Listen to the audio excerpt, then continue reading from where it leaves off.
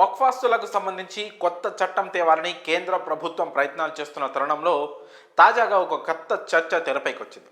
కుంభమేళా జరిగే స్థలం వక్ఫ్ భూమి అని ప్రయాగ్రాజ్కు చెందిన కొంతమంది ముస్లింలు సంచలన వ్యాఖ్యలు చేశారు. ప్రయాగ్రాజ్లో 12 ఏళ్లకు ఒకసారి జరిగే కుంభమేళా జనవరి 13న ప్రారంభం కానుంది. ఫిబ్రవరి 27 వరకు 45 రోజుల పాటు కొనసాగే ఈ ఆధ్యాత్మిక కార్యక్రమంలో 40 కోట్ల మందికి పైగా పుణ్యస్నానాలు ఆచరిస్తారని అంచనా వేస్తున్నారు. ఉత్తరప్రదేశ్ ప్రభుత్వం కూడా దీనికోసం ప్రతిష్టాత్మకంగా ఏర్పాట్లు చేసింది. వారం రోజుల్లో మొదటి షాహీ స్థానంతో కుంభమేళా ప్రారంభం కానుండగా ఇప్పుడు కొత్త వివాదం తెరపైకి వచ్చింది. కుంభమేళా జరుగుతోన్న ప్రదేశం వక్ఫ్ బోర్డుకు చెందిందని ప్రయాగ్రాజ్లోని ముస్లింలు పేర్కొన్నారు.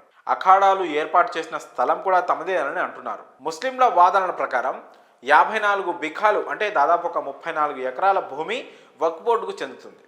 ఆ భూమిలో ముస్లింల ప్రవేశాన్ని నిరోధించలేమని, అది వారికే చెందుతుందని కూడా వక్ఫ్ బోర్డ్ గట్టిగా చెప్పింది. అఖిల భారత ముస్లిం జమాత్ అధ్యక్షుడు మౌలానా సహబుద్దీన్ రజ్వీ బర్వేలి మాట్లాడుతూ, వక్ఫ్ స్థలంలో ఇలాంటి ఒక ఉత్సవం నిర్వహించేందుకు ముస్లింలు అనుమతించి తమ విశాల హృదయాన్ని చాటుకున్నారని ఆయన అన్నారు.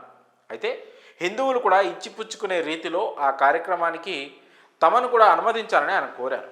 ప్రయాగ్రాజ్లో జరిగే కుంభమేళాకు సాధువులు, ఆధ్యాత్మిక గురువులతో సహా ప్రపంచవ్యాప్తంగా నలుమూల నుంచి భక్తులు పెద్ద సంఖ్యలో తరలిరానున్నారు.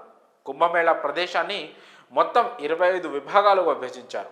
ఇందులో 14 ప్రయాగ్రాజ్ నుంచి కేవలం 9 కిలోమీటర్ల దూరంలో ఝాన్సీ వద్ద ఏర్పాటు చేశారు. మరి కుంభమేళా నిర్వహించే స్థలం వక్ఫ్ భూమి అనడంపై మీ అభిప్రాయాలను కామెంట్స్ రూపంలో తెలియజేయండి.